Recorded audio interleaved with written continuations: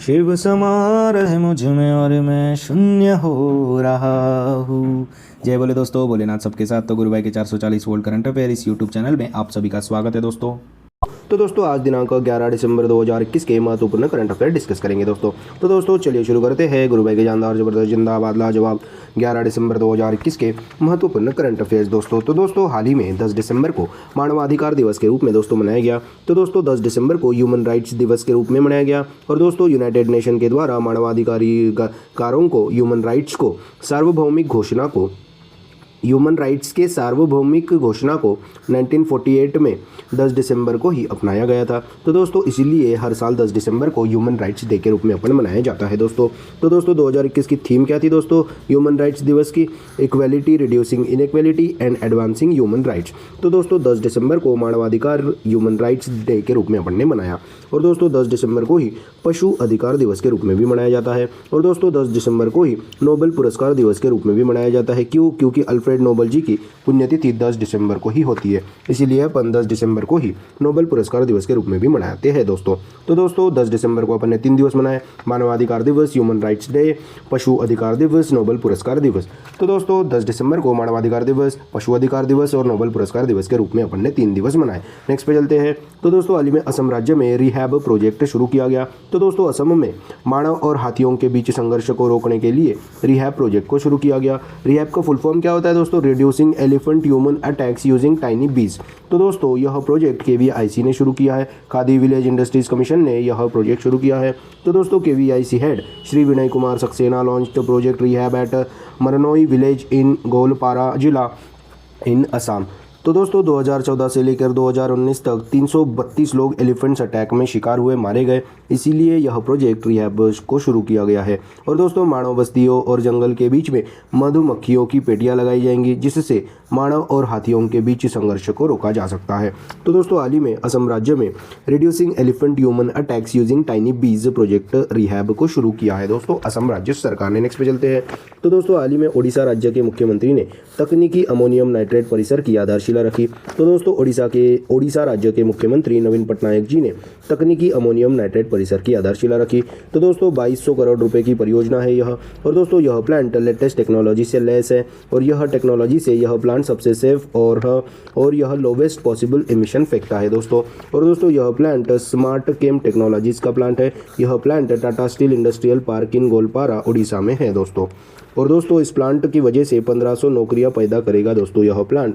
तो दोस्तों हाल ही में ओडिशा राज्य के मुख्यमंत्री नवीन पटनायक जी ने तकनीकी अमोनियम नाइट्रेट परिसर की आधारशिला रखी है दोस्तों। नेक्स्ट पे चलते हैं। तो दोस्तों हाल ही में नीति आयोग ने जम्मू कश्मीर में 1000 अटल टिंकरिंग प्रयोगशाला स्थापित करने का निर्णय लिया है।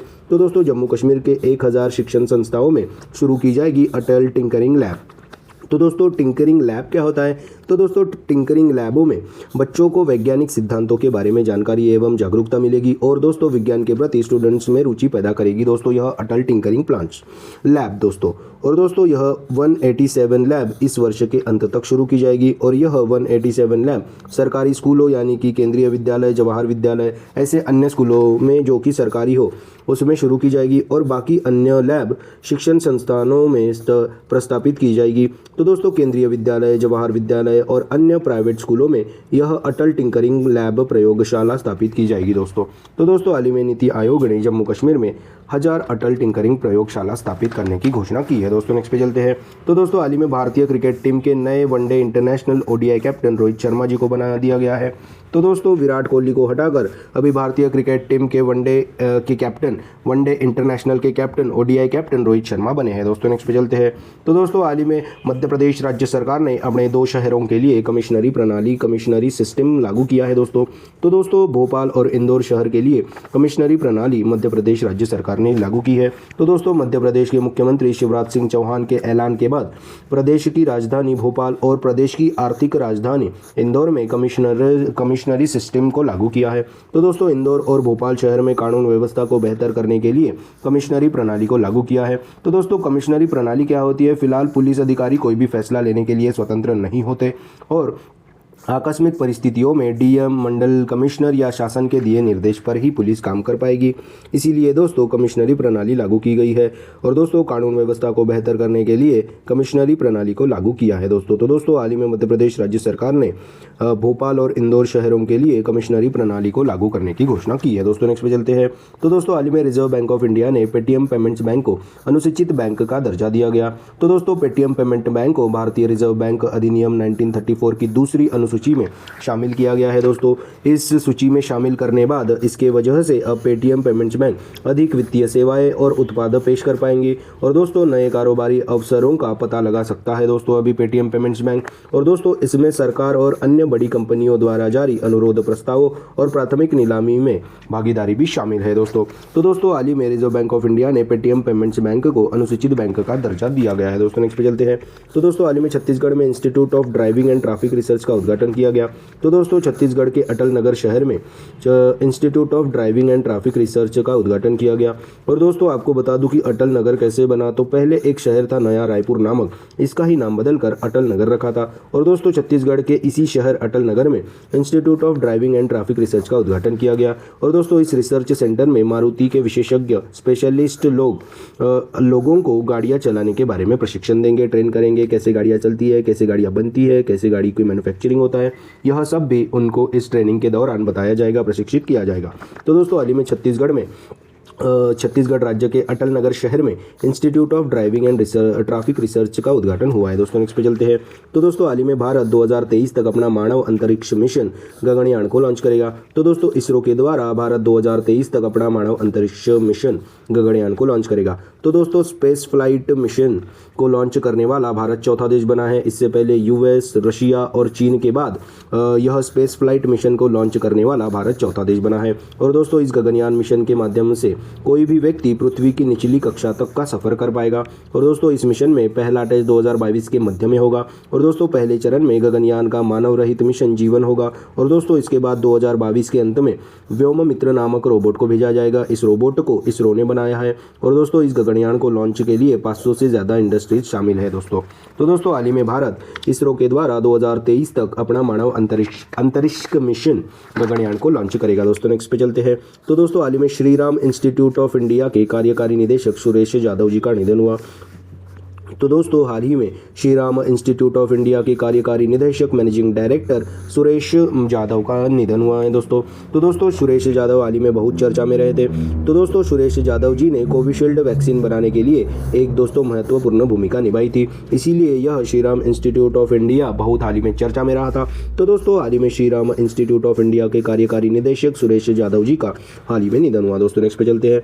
तो दोस्तों हाल ही में मणिपुर राज्य ने सीनियर महिला राष्ट्रीय फुटबॉल चैंपियनशिप जीती। तो दोस्तों मणिपुर ने रेलवे की टीम को हराकर सीनियर महिला राष्ट्रीय फुटबॉल चैंपियनशिप का खिताब अपने नाम किया। तो दोस्तों सीनियर महिला राष्ट्रीय फुटबॉल चैंपियनशिप यह केरला के कोझिकोड में ही खेली जा चुकी थी दोस्तों, आयोजित की जा चुकी थी दोस्तों केरला राज्य में। तो दोस्तों कोझिकोड केरला में खेला गया फाइनल। इसमें मणिपुर राज्य ने रेलवे की टीम को हराकर सीनियर महिला राष्ट्रीय फुटबॉल चैंपियनशिप जीती और दोस्तों मणिपुर ने अपना 21वां टाइटल जीतकर इतिहास रच दिया दोस्तों। तो दोस्तों हाल ही में मणिपुर राज्य ने सीनियर महिला राष्ट्रीय फुटबॉल चैंपियनशिप जीती है दोस्तों। नेक्स्ट पे चलते हैं। तो दोस्तों हाल ही में बालकृष्ण दोषी जी को रॉयल गोल्ड मेडल 2022 से सम्मानित किया जाएगा। तो दोस्तों royal institute of British architects द्वारा वास्तु कलाकार को दिया जाने वाला दुनिया का सर्वोच्च सम्मान है दोस्तों यह रॉयल गोल्ड मेडल। तो यह आर्किटेक्ट अपने इंडिया के आर्किटेक्ट बालकृष्ण दोषी जी को रॉयल गोल्ड मेडल 2022 से सम्मानित किया जाएगा दोस्तों। और दोस्तों यह वास्तु कलाकार को दिया जाने वाला दुनिया का सर्वोच्च सम्मान है। तो दोस्तों हाल ही में इंडिया के आर्किटेक्ट बालकृष्ण दोषी जी को रॉयल गोल्ड मेडल 2022 से सम्मानित किया जाएगा दोस्तों। नेक्स्ट पे चलते हैं। तो दोस्तों हाल ही में स्टेट बैंक ऑफ इंडिया ने केंद्रीय सैनिक बोर्ड के साथ समझौता किया। तो दोस्तों स्टेट बैंक ऑफ इंडिया ने युद्ध के दिग्गजों और पूर्व सैनिकों और युद्ध विधवाओं के बच्चों को समर्थन और शिक्षित करने के लिए स्टेट बैंक ऑफ इंडिया ने केंद्रीय सैनिक बोर्ड के साथ समझौता किया। तो दोस्तों इस योजना के इस समझौते के उपलक्ष्य पर 8,333 युद्ध के दिग्गजों को प्रति माह 1,000 रुपये का अनुदान SBI देगा। और दोस्तों हाल ही में सशस्त्र सेना झंडा दिवस अपन ने 7 दिसंबर को मनाया, तो दोस्तों उसी के उपलक्ष्य पर स्टेट बैंक ऑफ इंडिया ने सशस्त्र सेना झंडा दिवस कोष में 10 करोड़ रुपए का अनुदान भी दिया। तो दोस्तों हाल ही में स्टेट बैंक ऑफ इंडिया ने केंद्रीय सैनिक बोर्ड के साथ समझौता किया है। दोस्तों नेक्स्ट पे चलते हैं। तो दोस्तों हाल ही में उत्तर प्रदेश राज्य की कैबिनेट ने आत्मनिर्भर कृषक योजना को मंजूरी दे दी है। तो दोस्तों प्रत्येक विकास कामों में अगले 3 वर्षों में 1475 किसान उत्पादक संगठन बनाए जाएंगे दोस्तों। तो दोस्तों इसीलिए आत्मनिर्भर कृषक योजना को मंजूरी दे दी गई है दोस्तों। तो दोस्तों हाल ही में उत्तर प्रदेश राज्य सरकार जो कि योगी आदित्यनाथ जी की सरकार है, इन्होंने ही उत्तर प्रदेश राज्य की कैबिनेट ने आत्मनिर्भर कृषक योजना को मंजूरी दे दी गई है। दोस्तों नेक्स्ट पे चलते हैं। तो दोस्तों हाल ही में पेंसिल्वेनिया स्टेट यूनिवर्सिटी की पहली महिला अध्यक्ष नीली बेंदापुरी जी बन गई है। तो दोस्तों भारतीय मूल की नीली बेंदापुरी जी को पेंसिल्वेनिया स्टेट यूनिवर्सिटी की पहली महिला अध्यक्ष के रूप में नियुक्त किया गया है। और दोस्तों यह पहली अश्वेत महिला अध्यक्ष बनी दोस्तों नीली बेंदापुरी दोस्तों। तो दोस्तों हाल ही में पेंसिल्वेनिया स्टेट यूनिवर्सिटी की पहली महिला अध्यक्ष नीली बेंदापुरी जी को नियुक्त किया गया है दोस्तों। तो दोस्तों यह थे 11 दिसंबर 2021 के महत्वपूर्ण करंट अफेयर्स दोस्तों। अपन एक बार इसकी रिवीजन कर लेते हैं, अपन आज क्या क्या पढ़े। तो दोस्तों हाल ही में 10 दिसंबर को अपन ने 3 दिवस मनाए, मानवाधिकार दिवस, ह्यूमन राइट्स डे, पशु अधिकार दिवस और नोबेल पुरस्कार दिवस। और दोस्तों हाल ही में असम राज्य में रिहैब प्रोजेक्ट शुरू किया दोस्तों।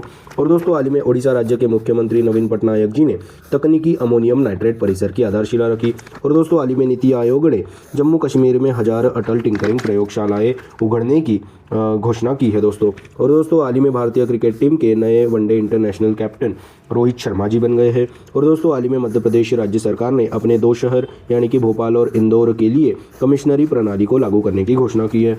और दोस्तों हाल ही में रिजर्व बैंक ऑफ इंडिया ने पेटीएम पेमेंट्स बैंक को अनुसूचित बैंक का दर्जा दे दिया गया है। और दोस्तों हाल ही में छत्तीसगढ़ में institute of driving and traffic research का उद्घाटन किया।